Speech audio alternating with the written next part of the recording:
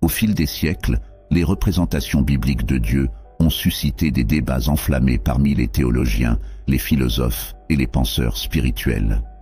Selon l'interprétation traditionnelle, le Dieu de l'Ancien Testament est souvent perçu comme un juge sévère, prêt à punir les transgressions avec des actes terrifiants de colère divine. Cette image contraste fortement avec le Dieu d'amour et de miséricorde présenté dans le Nouveau Testament. Cette dualité a amené certains anciens penseurs, notamment les gnostiques, à questionner l'unité de ce Dieu.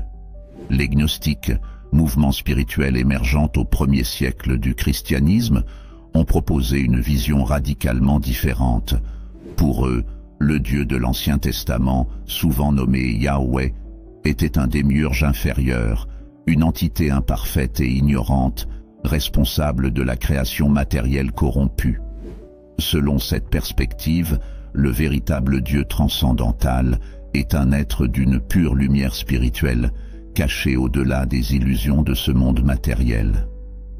Cette approche réinterprète les récits bibliques comme des textes codés, dissimulant des vérités profondes sur la nature de l'univers et la condition humaine. Les textes gnostiques, comme l'Évangile de Thomas ou le livre secret de Jean, évoquent un chemin spirituel plus intérieur, où la connaissance, oniose, et la connexion directe avec le divin sont valorisées au-delà des dogmes religieux imposés. Cela suggère que les écrits bibliques officiels auraient été manipulés pour maintenir un contrôle sur la foi des croyants. En posant des questions critiques sur les récits traditionnels, les gnostiques ont exposé une dichotomie entre le Dieu autoritaire des Écritures canoniques et un Dieu de pureté spirituelle, accessible à ceux qui recherchent une illumination intérieure. Ces réflexions incitent à s'interroger. La Bible que nous connaissons aujourd'hui est-elle un témoignage complet de la vérité divine ou une collection soigneusement sélectionnée pour façonner la foi dans une certaine direction? Les penseurs anciens ont peut-être vu des fissures dans la surface lisse des récits bibliques, révélant un panorama spirituel bien plus complexe et mystérieux. Les découvertes archéologiques des textes apocryphes, comme l'Évangile de Marie-Madeleine, ont mis en lumière des aspects méconnus du message de Jésus et une compréhension alternative de Dieu. Ces écrits, souvent ignorés ou réprimés par l'Église, suggèrent que Jésus ne se limitait pas à prêcher une obéissance stricte aux lois religieuses, mais qu'il encourageait une quête de liberté spirituelle et de connaissance intérieure. Dans l'Évangile de Marie-Madeleine, par exemple, Jésus apparaît comme un guide spirituel prônant l'émancipation de l'âme des chaînes du monde matériel. Il enseigne à ses disciples qu'il existe un chemin intérieur vers la vérité, loin des rituels codifiés et des dogmes imposés par les institutions religieuses. Cette vision entre en contradiction directe avec l'image plus orthodoxe de Jésus, celui qui aurait cherché à établir une église hiérarchique fondée sur des doctrines immuables. Les premiers chrétiens, avant la codification stricte des croyances par les conciles, semblaient être plus ouverts à la diversité des interprétations spirituelles. Certains voyaient Jésus comme un sage enseignant le mystère de l'union divine, plutôt qu'un Messie venu pour instaurer un royaume terrestre. D'autres textes, tels que l'Évangile de Thomas, révèlent un Jésus ésotérique qui parle en paraboles et invite ses disciples à connaître eux-mêmes pour atteindre le royaume de Dieu en eux. Ces perspectives mettent en lumière une tension entre une religion basée sur le contrôle institutionnel et une spiritualité axée sur l'expérience personnelle. Les idées gnostiques ont été perçues comme une menace par les autorités ecclésiastiques, car elles accordaient à chaque individu le potentiel de découvrir le divin en soi, rendant ainsi obsolète la médiation de l'Église. Cette autonomie spirituelle prônée par certains des premiers textes chrétiens contraste avec l'image d'un Dieu imposant des règles strictes à travers des représentants terrestres. L'Évangile de Marie-Madeleine, par exemple, ne met pas l'accent sur le péché originel ou la nécessité de rédemption par des intermédiaires humains, mais plutôt sur une libération personnelle par la connaissance, gnose et l'amour. Cette approche, loin d'encourager l'obéissance aveugle, invite chacun à chercher le divin à travers sa propre expérience et ses propres intuitions spirituelles. Ces idées remettent en question la nécessité d'une structure ecclésiastique rigide pour se rapprocher de Dieu, ouvrant la voie à une foi plus personnelle et intérieure. L'existence de ces récits alternatifs soulève une question provocante. Jusqu'à quel point l'Église primitive a-t-elle volontairement restreint l'accès à certaines idées spirituelles pour maintenir son autorité? En choisissant d'exclure ces textes des canons bibliques officiels, elle a peut-être voulu diriger la foi collective vers un modèle plus conforme à son besoin de contrôle sur la communauté des croyants. L'une des plus intrigantes contributions des gnostiques à la pensée religieuse est leur représentation provocatrice de Yahweh, le Dieu de l'Ancien Testament. Contrairement à la vision traditionnelle qui le présente comme le Créateur suprême, les gnostiques l'identifient comme un démiurge, une entité inférieure et imparfaite. Selon eux, Yahweh serait un Dieu ignorant, jaloux et tyrannique, qui aurait créé le monde matériel pour y emprisonner les âmes humaines. Les textes gnostiques, tels que le livre secret de Jean, décrivent ce démiurge comme un être aveuglé par son propre pouvoir, croyant être le seul Dieu. Cette arrogance aurait conduit Yahweh à interdire à Adam et Ève de goûter aux fruits de l'arbre de la connaissance, cherchant à maintenir l'humanité dans l'ignorance. Pour les gnostiques, ce récit biblique prend une toute autre signification. Au lieu d'être une désobéissance, la quête de la connaissance représentée par la consommation du fruit devient un acte de libération spirituelle.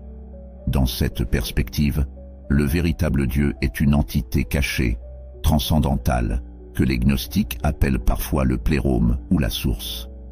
Ce Dieu supérieur est totalement différent du démiurge. Il ne gouverne pas par la peur, la loi ou la punition, mais par l'amour, la lumière et la connaissance. Cette divinité suprême reste en dehors de la création matérielle, envoyant des émissaires de lumière comme Jésus pour éveiller l'humanité à sa vraie nature spirituelle.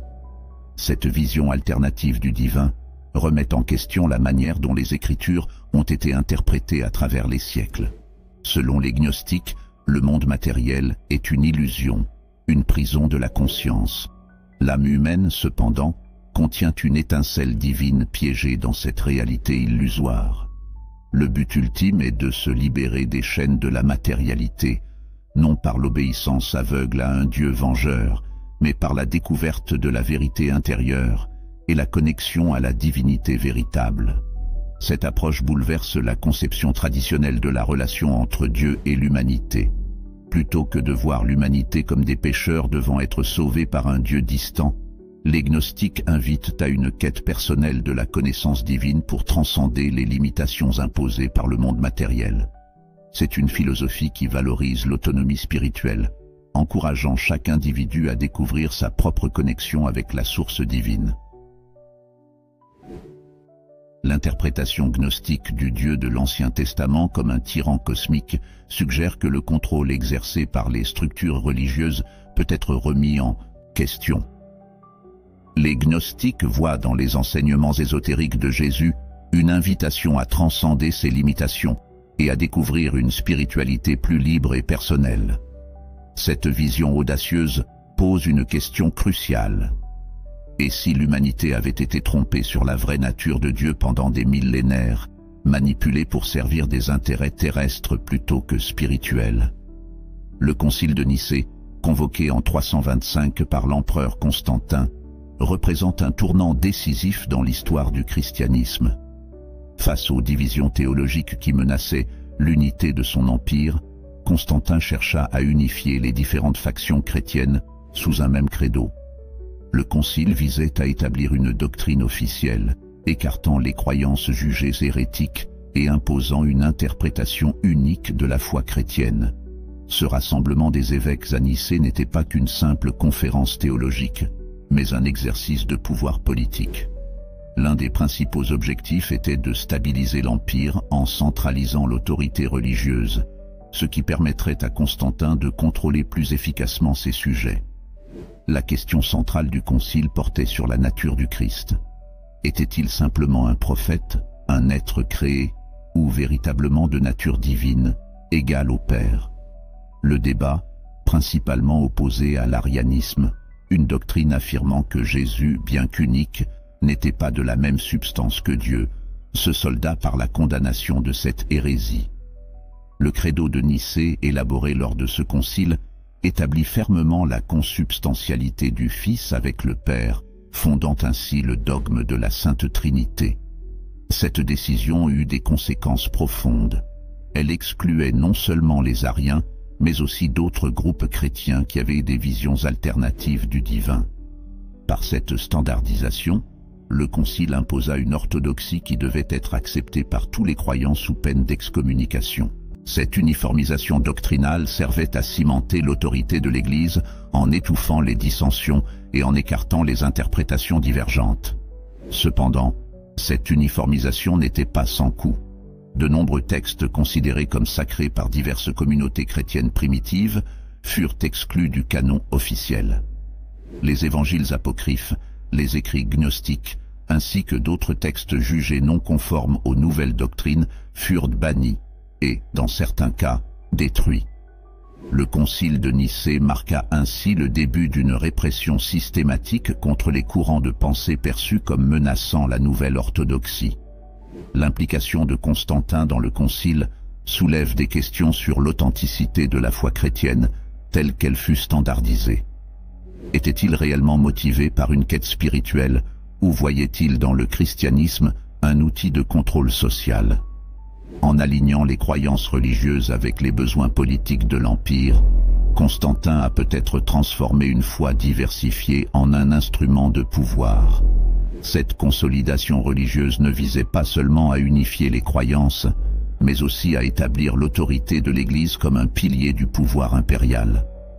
Le concile de Nicée reste, à ce jour, un symbole de la manière dont la religion peut être utilisée pour des fins politiques, créant un christianisme plus centré sur la soumission à l'autorité que sur l'exploration spirituelle individuelle. Cette convergence de la foi et du pouvoir a non seulement uniformisé le dogme chrétien, mais a aussi laissé dans l'ombre des courants spirituels qui prônaient une relation plus personnelle et directe avec le divin. Après le concile de Nicée, l'Église entreprit une campagne systématique pour éliminer les courants de pensée divergents, en particulier les enseignements gnostiques.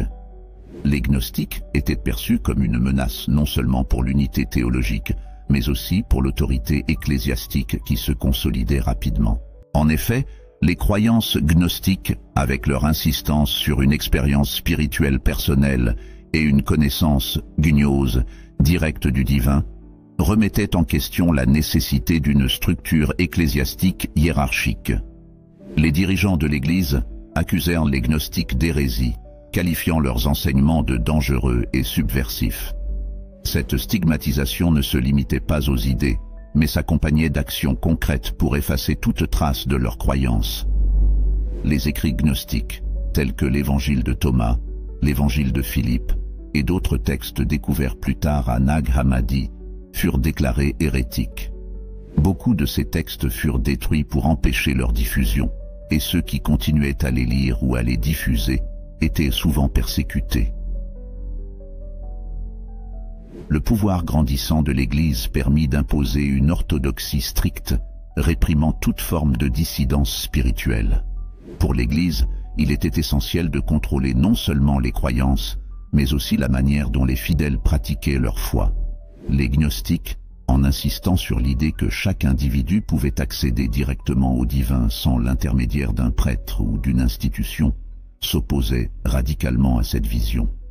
Leur croyance en une étincelle divine, présente en chaque être humain, représentait une forme de liberté spirituelle que l'Église ne pouvait tolérer. Cette campagne d'éradication des idées gnostiques s'inscrivait dans une stratégie plus large visant à centraliser le pouvoir spirituel entre les mains de l'Église. En monopolisant l'accès au sacré, l'Église pouvait non seulement renforcer son autorité, mais aussi maintenir un contrôle social sur les populations.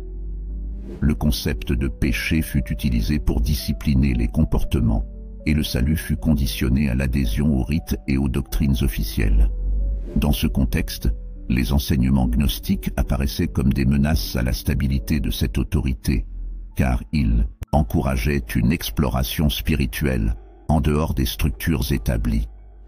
Le conflit entre les gnostiques et l'Église ne se limitait pas à une simple querelle théologique. Il représentait un affrontement entre deux visions du monde. D'un côté, une religion institutionnalisée fondée sur la conformité, le contrôle et la médiation. De l'autre, une spiritualité mystique et personnelle, prônant l'illumination intérieure et la libération de l'âme. En étouffant les voix gnostiques, l'Église se donnait les moyens d'imposer une version unifiée du christianisme qui servirait ses propres intérêts politiques et sociaux. Malgré cette répression, les idées gnostiques n'ont jamais complètement disparu. Elles continuèrent à circuler secrètement, inspirant divers mouvements spirituels à travers les siècles. Aujourd'hui encore, la redécouverte de ces textes hérétiques invite à reconsidérer ce que signifie véritablement la quête spirituelle, en dehors des sentiers battus imposés par les dogmes. L'histoire du christianisme est marquée par la suppression et la destruction de textes jugés dangereux pour le dogme établi par l'Église. Cependant, au fil des siècles, la redécouverte de ces textes perdus a offert une perspective radicalement différente sur la nature de Dieu, Jésus et la spiritualité.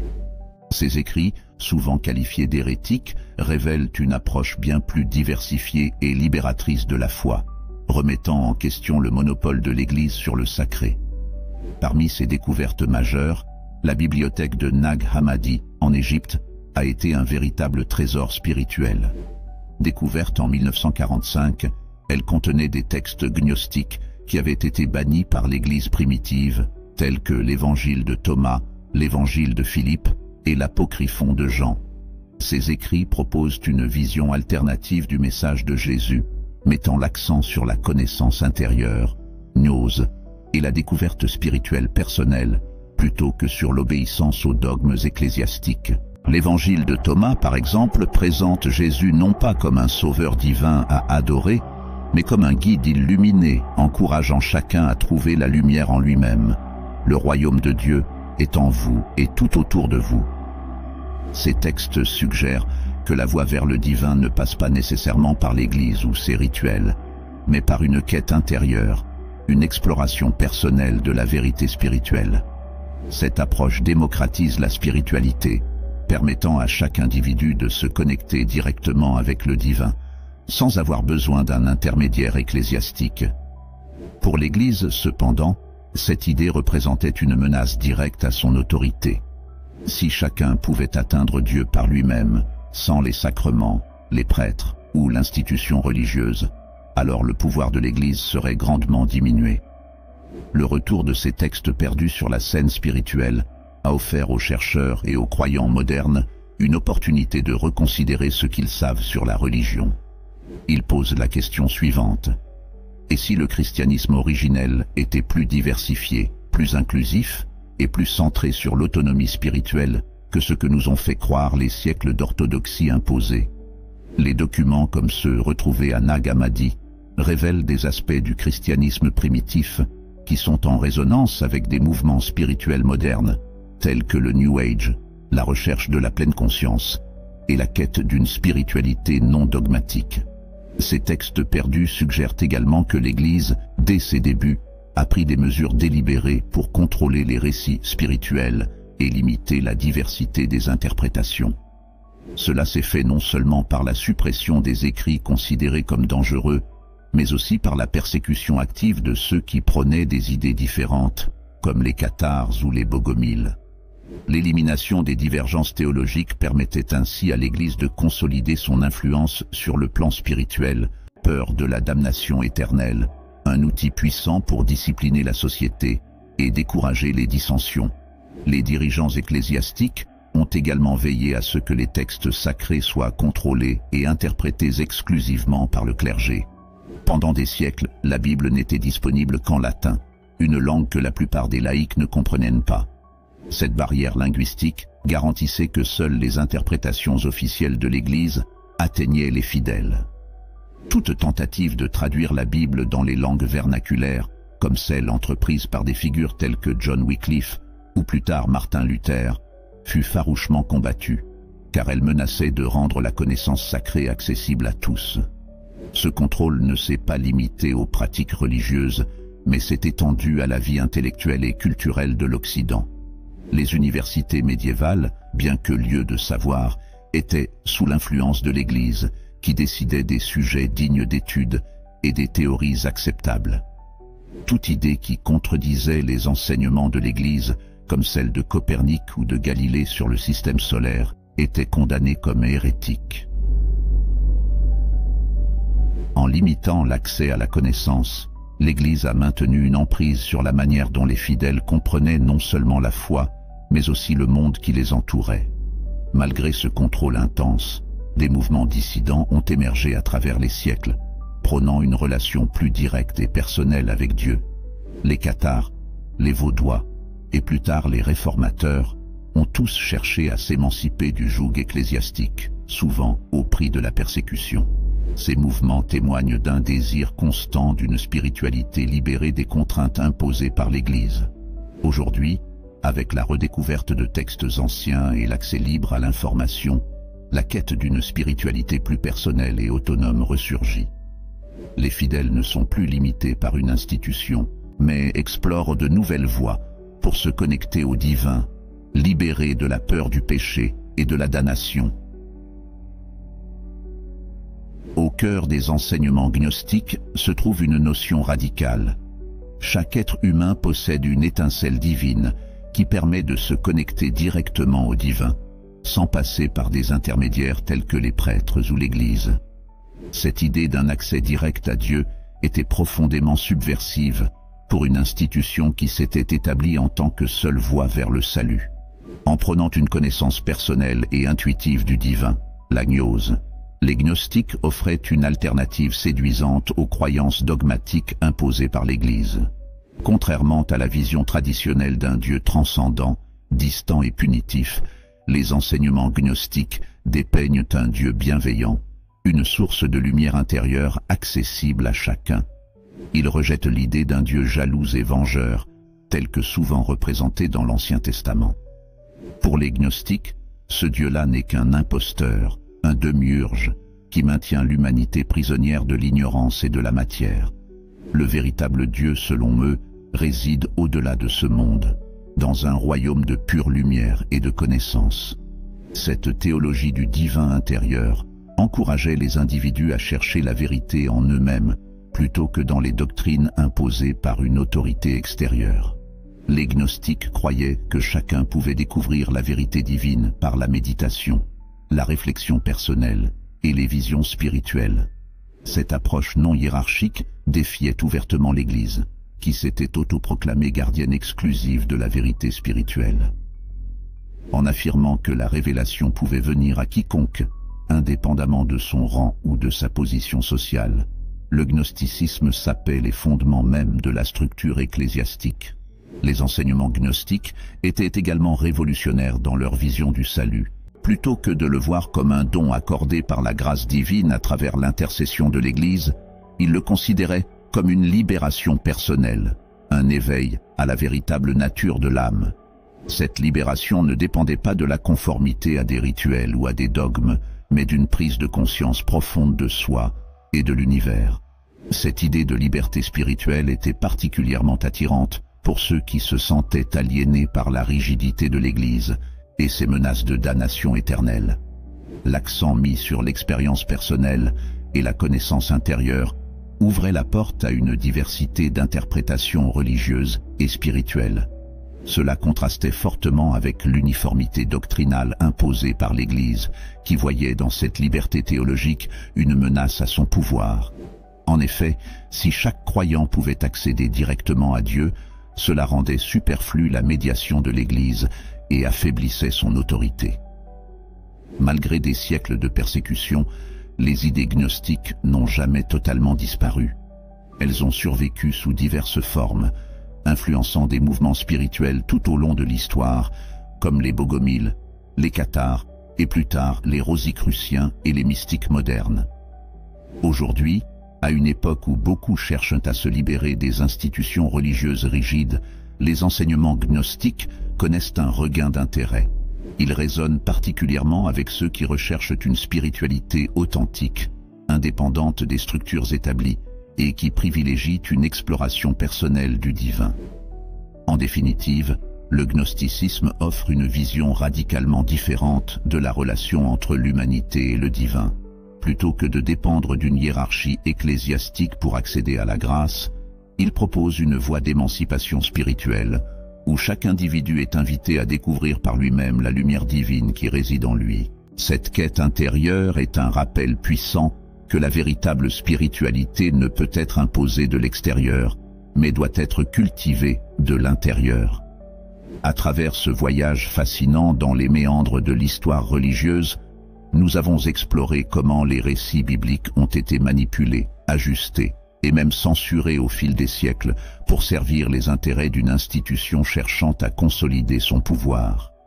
De l'ombre des textes gnostiques aux manœuvres du Concile de Nicée, en passant par la suppression de tout ce qui menaçait l'autorité de l'Église, il est clair que la compréhension de Dieu et de la spiritualité a été façonnée bien plus par la politique que par la recherche de la vérité divine. Les contradictions entre le Dieu d'amour prôné par Jésus et le Dieu vengeur de l'Ancien Testament ont ouvert la voie à des visions alternatives du sacré, où la liberté spirituelle et la connaissance intérieure priment sur l'obéissance aveugle au dogme. Les enseignements gnostiques, avec leur appel à la découverte personnelle du divin, nous invitent à questionner ce que nous considérons comme la vérité religieuse et à embrasser une quête plus personnelle et authentique de la spiritualité. Nous vivons à une époque où la quête d'une spiritualité libérée des contraintes institutionnelles est plus pertinente que jamais. Alors que de nombreux textes anciens refont surface et que les croyances évoluent, il est temps de se poser des questions. Et si la vérité spirituelle était plus vaste, plus nuancée que ce que nous avons été amenés à croire? Et si chacun de nous portait en lui une part du divin, indépendante de toute institution religieuse? Merci d'avoir suivi cette exploration captivante jusqu'à la fin. Votre temps et votre attention sont précieux et nous espérons que cette vidéo a élargi votre perspective sur l'histoire des croyances religieuses et vous a inspiré à réfléchir par vous-même.